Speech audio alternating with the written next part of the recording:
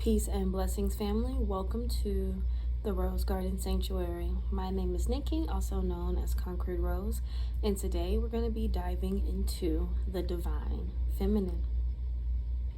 If you have not read my blog post already called What is the Divine Feminine, I will have that linked and tagged below. That way you can go back and do some reading before maybe watching this video, or vice versa, whatever works for you.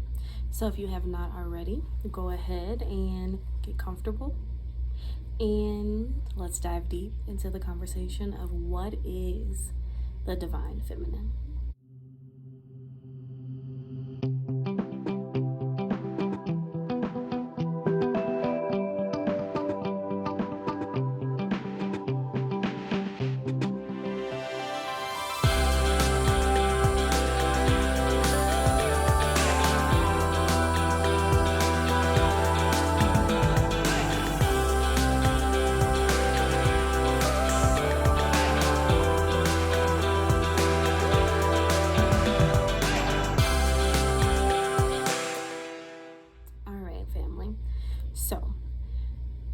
When talking about the divine feminine, please know that we are not going to get into a one-dimensional conversation pertaining to what the divine feminine should be, what the divine feminine, we want the divine feminine to be.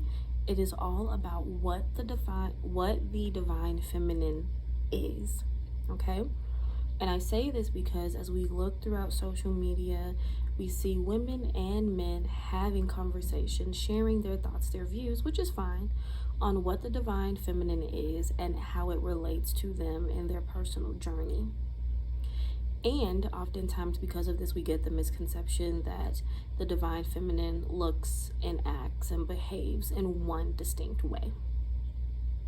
Now, what is key in talking about this is the acknowledgement that oftentimes when we talk about the divine feminine, it is typically regarding how it relates to us in the present moment, meaning how it relates to us according to the stage and the phase that we are in our lives. This also means that oftentimes when men are talking about the divine feminine, it is related to where they are in their lives, okay? And I say this because there are many faces and many phases and many dimensions to what the divine feminine is, okay? Now, of course, the divine feminine has been debated and talked about for centuries, okay? We see the divine feminine depicted across religions, and we see many cultures and spiritual practices that talk about the divine feminine in way of how to tap into the essence of the divine feminine, okay? And so in essence, even across cultures, it's going to look different, it's going to sound different, it's going to feel and appear and behave differently. However, the phases typically are similar, okay? And I keep saying phases because there are phases in which the divine feminine will show up. We have the maiden, which is still the divine feminine. Sometimes people will consider this that childlike stage, that stage where we are coming into ourselves. We are learning what it is to be feminine, what it is to be a woman, a sacred woman, and how that looks and operates, right? And so the maiden is somebody that is childless. It is somebody that is learning from the elders. It is somebody that is learning from the wise woman and the other women within her lives. She's coming into what it is to be a woman, and sometimes that is on our first bleed. So the moment that we have our period, we then become a maiden, right?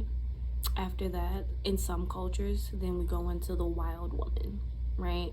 The wild woman who is free, who is, single, who is finding herself, who is out within the world without any confinements, without any boundaries, right? And so that can be correlated to, our young adult years. We're out, we're learning, we're exploring, we're dating, right? We are attached to nothing and no one within that moment, right? And then we have the mother, which speaks to that in itself. We have the mother who is a mother who has children, or even somebody that is going into that stage of being married and having a home and, you know, building her own home with her spouse, or somebody that is in that stage of realizing, okay, I'm ready to find more stability. I'm ready to rear children and, you know, create my own tribe, man my own tribe, right? And then we have the wise woman, the elder. Some people may even say that that's the crone, right? Because that's the elder. She is a wise woman. She is the one that is seen as the medicine woman. She is the healer. She has lived, she has experienced, right? She has gone through all the phases. She has reared her own children. She has helped other people rear their own children. And now she gets to be the wise woman to bestow wisdom on the next maiden, on the next wild woman, on the next mother. Yeah, that is our direction. The matriarch, if you will. Yeah. And so with that, that speaks to the many phases of the divine feminine, because in each of those phases, the woman is no less divine, because what makes the divine feminine is the essence that we're walking in. The divine feminine is an essence, is an energy, is a being that exists within both men and women. It is not about gender. It is not about male or female. It is about the spirit within the man, the spirit within the woman. And so when we say tap into our divine feminine, it is not a call to be more feminine. It is a call to be more intuitive. It is a call to be more mindful, a call to be more aware, a call to tap into the nurturing side, a call to tap into the side of understanding. It is a call to tap into the depths of yourself, being more than just surface level. It is a call to, in a sense, be soft, because when we think of water, water is soft. And I say water because water is tied into what it is to be a divine feminine, because water is tied to the moon. The moon controls the tide. Low tides, new moon. High tide, full moon.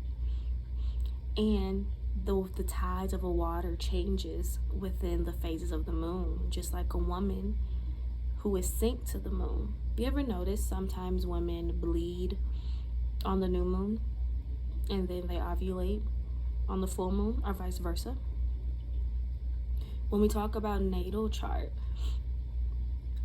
a natal chart has to do with the time that we were born. That's what people get into when it comes to astrology, right? The moon is attributed to the divine feminine because it is the shadow side of self. It is the rawness of self. And so to be like water is to be soft, right? Because when we feel water, it's soft, you know, and water can be deep. And so it's that capacity to tap into things that are beyond the surface. Because when we think of the divine masculine, it's about what's here and in front. It's about facts, right? It's about steps and procedures. It is about what is factual, and it's grounding. Divine masculine is earth. It's grounding. It's surface. It's here. I can see it. I can feel it. It's real. It's practical. However, the divine feminine is about thinking about, well, what's below the surface? What else is there? What else is missing? And that's the nurturing side of the divine feminine, because when we nurture a child, we're always considering what else is there. My child is crying. What is the reason? And so as women, as a mother, we are called to task to assess what are the needs that's there beyond the surface level. Is my child sad? Do they need to be held? Are they hungry? Is the diaper soiled? Are they okay? Right? Especially when a child is an infant, there's no words. And so we are called to task to assess, what are we missing? What else is there? That's something that's instinctual with us. And that's the intuition that comes out as well. So it's the call when we say to tap into the divine feminine, to tap into that intuition, to tap into the depths. When we look at the divine feminine as well, when we talk about spirituality and spiritual practices and all the things, the divine feminine is seen in many areas, and it's shown in many ways. We see the divine feminine show out in Mary. That's the staple of Mary, Mother Mary, right? It's the divine mother, the mother of God, the divine mother. And across cultures, right? That is the symbol, the being of the divine feminine, immaculate conception. To be willing to sacrifice and give up something that we love so much, that is instinctual, that is mother, that is nurturing. However, that's one side. And you'll see in my blog post, I talk about the Black Madonna, because the Black Madonna is also the Virgin Mary. However, it's a little bit more deeper when we read about the Black Madonna, because before present time, the Black Madonna or the Virgin Mary was seen as Mother God, reigning in her own right.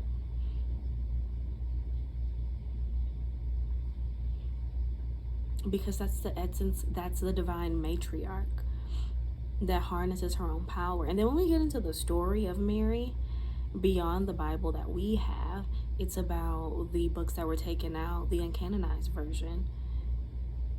The Black Madonna, the Virgin Mary, Mother Mary, had her own divine powers that made her stand out and made her set apart. She tapped into her intuition and she was able to see beyond the veil.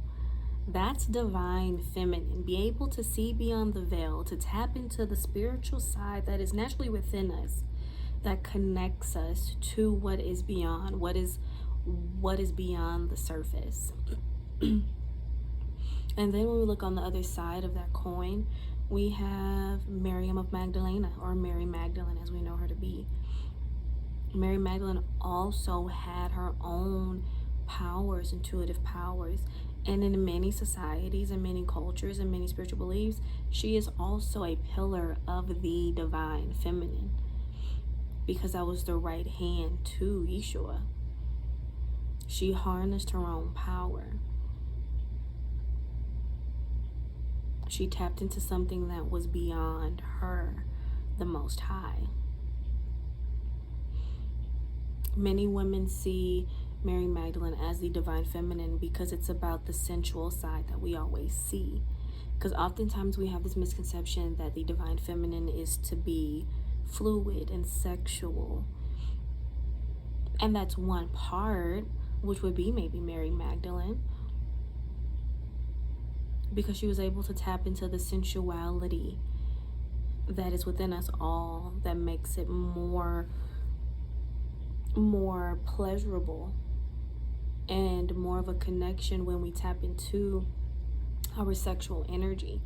Because beyond the physical pleasure of sexual energy, it's about being able to reproduce and manifest and tap into your power and build genuine connecting bonds and ties.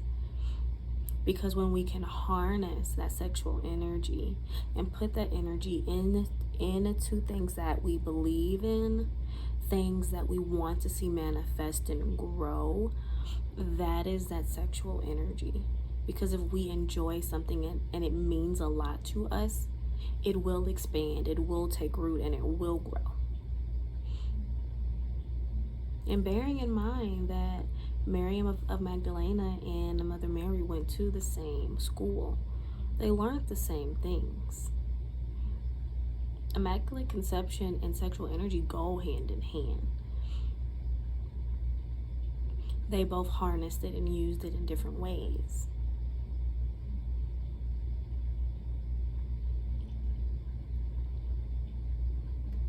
And as we look beyond that, the divine feminine shows up in other sectors.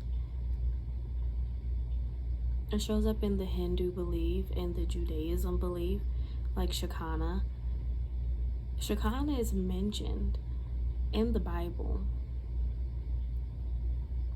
However, in ancient Judaism, that was the divine mother, because the divine feminine in Shekinah, or as we know it to be the Shekinah glory, it's about filling a space. It's about filling a space with a certain essence, a certain energy that allows the spirit to move freely and touch everyone.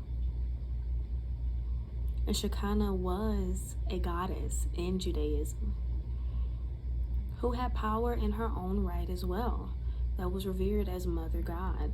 The temple, how we view the church as the bride of the Most High or the bride of Jesus, the essence and within that temple was one of divine feminine. It was very feminine. Bride.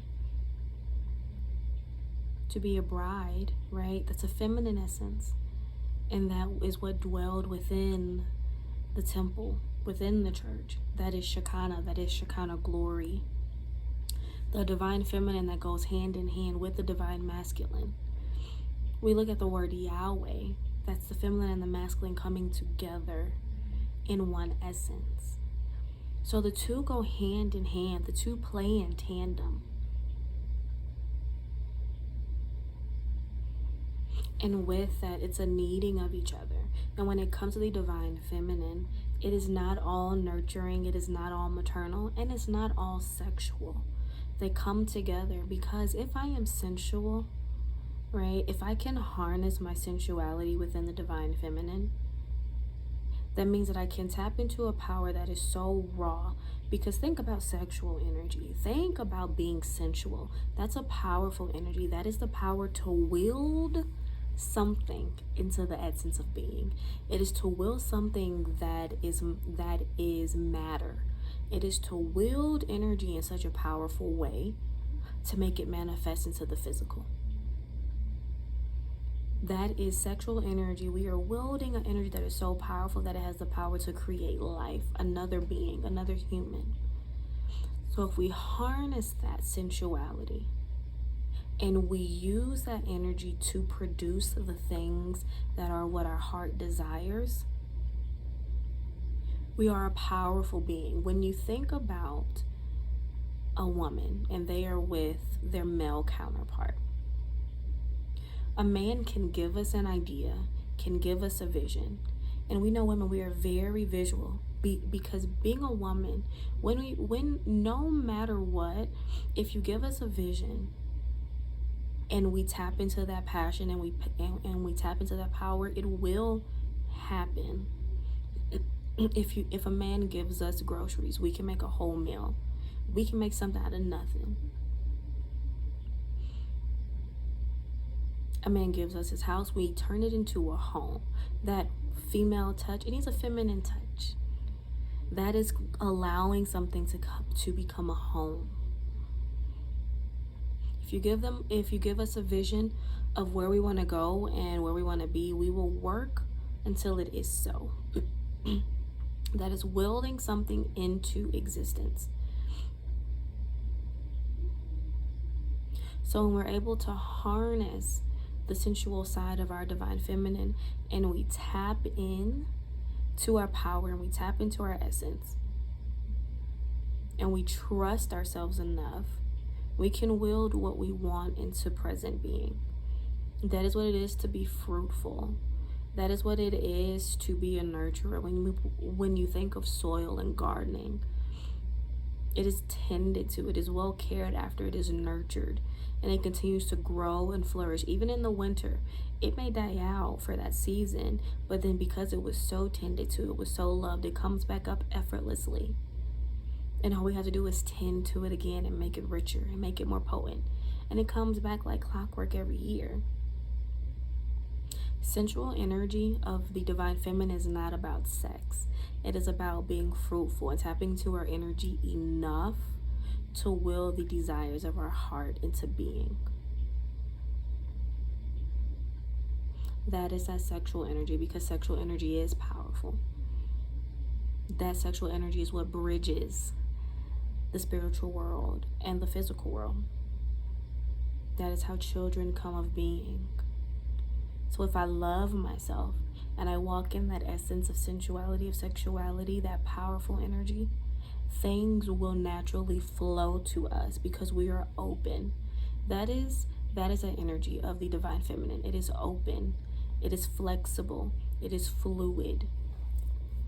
It is not rigid, right? It is not forceful. I'm not forcing something to be. I'm walking in my divine essence. I'm walking in my power. I'm walking in my intuition. I am trusting my footsteps, because if I'm tapped into my divine feminine, I'm tapped into the Most High. Whatever that may mean to you, I'm tapped into the spiritual world. And so I'm not just going off of my own thoughts and beliefs. I'm not flying by the seat of my pants. I'm flying by my guide. I'm guided. Because to be in the divine feminine essence, it is intuitive in way of trusting my instinct, trusting where I've been, and trusting what I've done. It can be chaotic. However, it's still chaotic in way of following the natural order of things. Chaos only comes when there is an off kilter, an off balance.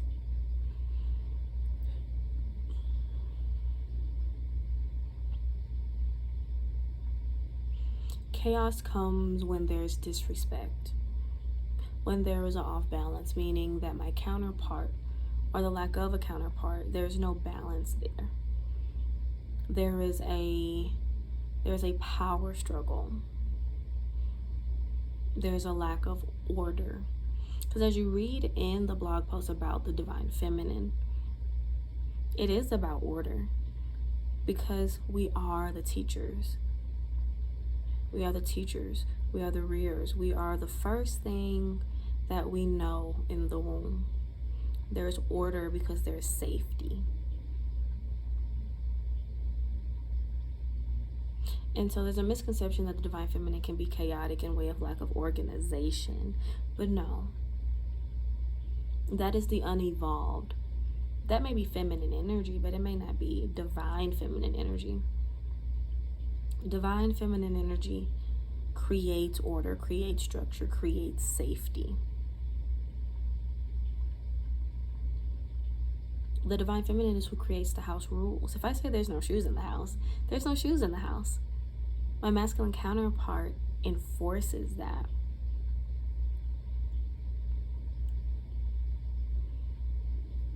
Chaos comes with lack of order, structure, and respect. And then chaos is meant for a life lesson. When you think of a hurricane comes when the water temperatures are very heated, overheated. And then there's a whirlwind that's created that creates the chaos. And so when things are out of balance and out of whack, yes, there will be chaos. However, the divine feminine also has the capacity to restore herself. When we think of Mother Earth can burn. However, Mother Earth can also heal herself, recreate order and structure.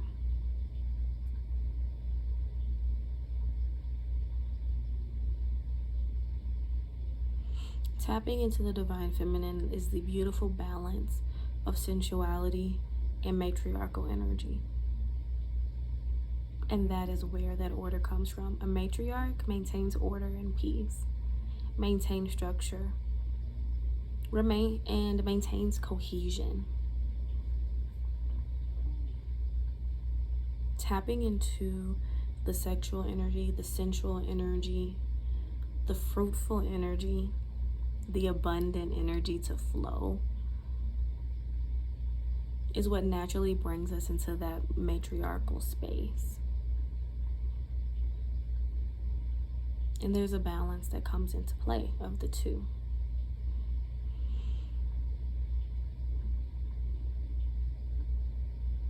The misconception that the divine feminine is only maternal would be a mistake, because it cuts away the capacity of sensuality.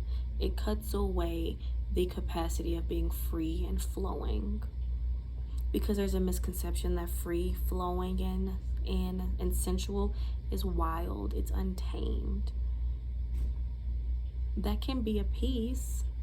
It can be a piece. And again, is it feminine energy or is it divine feminine energy? Well, Nikki, what's the difference? Feminine energy in itself is flowy. It is fluid. There is less structure, because we're not forcing, we're not rigid. Because if we're being rigid and we're forcing something, that puts us into our masculine energy, because we're trying to wield something that is not being able to wield, versus walking in the essence of fluidity and knowing and trusting that what I'm doing is in alignment with the divineness of the Most High, this universe, this realm. Divine feminine is being tapped in, is being tapped into your essence. It is being able to be tapped into the spiritual world and be focused. Being present, being focused, and being here, present enough to sit with spirit. And this is not to make it super spiritual or religious or anything like that. The intentionality behind this is to say that feminine energy, when it is redirected, right, in way of self, when I am taking care of myself, when I am focused on myself and what is for me according to my intention and where I'm supposed to be in life, when I'm focused on what I love, when I'm focused on what I need, when I'm focused on what brings me peace, when I'm focused on healing, that is when the divine feminine aspects kicks in, and we're not solely living off of the femininity alone. It's adding another component. Because yes, being feminine, right, being in the feminine energy, it is about emotion. However, when I'm unable to harness that emotion, it can be chaotic, right? Versus going along the journey of getting to know and understand who I am and what makes me me in my feminine energy, that is when the divineness comes through, because then we harness it.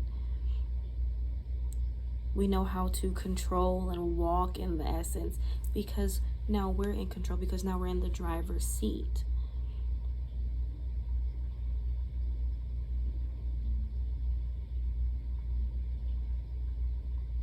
The divine feminine is powerful, especially in a way of knowing my role, not to be in that role of, well, we need to know our place. No.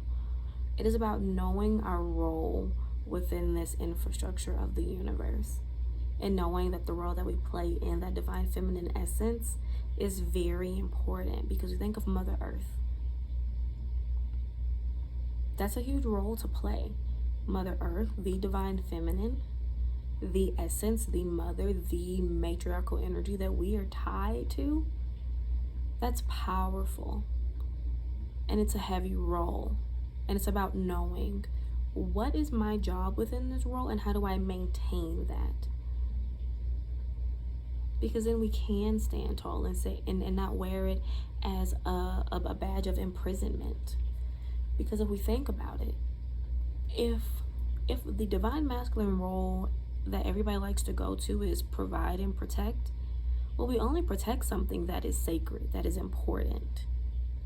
No? And so if I don't have a key role, if I'm not an important role, right, then why is it worth protecting? Why are we protecting? Why are we protecting? And in way of providing, well, you do have to bring me something to work with. Not, is it no? Because if in a divine feminine, I am producing, Mother Earth produces everything that we need. No? And if I'm speaking to the divine feminine in a way of the sensuality, that sexual energy that is so powerful to will nothing into something, right? There's still something there. No? So yes, something has to be there for me to produce, because if you give me nothing, I produce nothing. No? It is a heavy role. It is an important role. It is a powerful role. And that is why the divine feminine has been so demonized, because it is powerful. Because if you bring me chaos, if you bring me disrespect, the matriarchal says, well, I'm here to teach you a lesson, right? The wise woman says, I'm here to teach. And so then a lesson has to be learned. The divine feminine is powerful, which makes sense of why everybody wants to walk in it and talk about it. However, overstanding and understanding says that it's not this or that. It's multidimensional, and it's based off of where I am in my life. So if I'm in a space, and then we can teeter between the two, because it's finding that balance.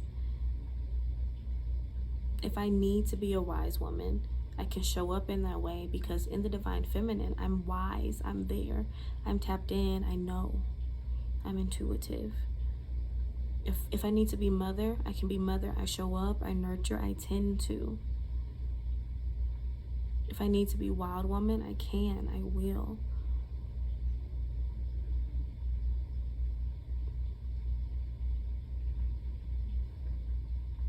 If I need to be maiden, I can, I will. I can be a friend. I can show up, I can be present, I can learn, I can be a student. If we would like more on this topic, family, please let me know. I would love to hear your thoughts. I would love to hear your perspective, because again, the divine feminine has been discussed across centuries, across cultures, across spaces.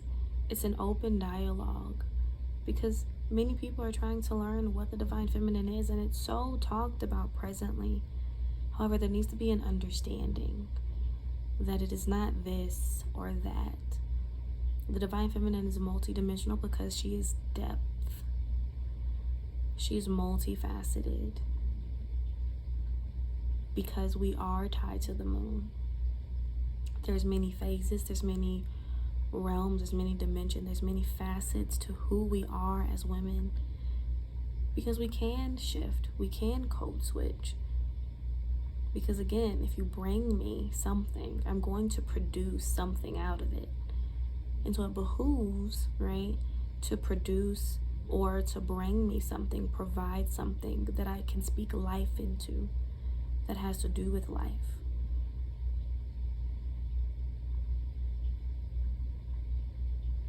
Peace and blessings, family.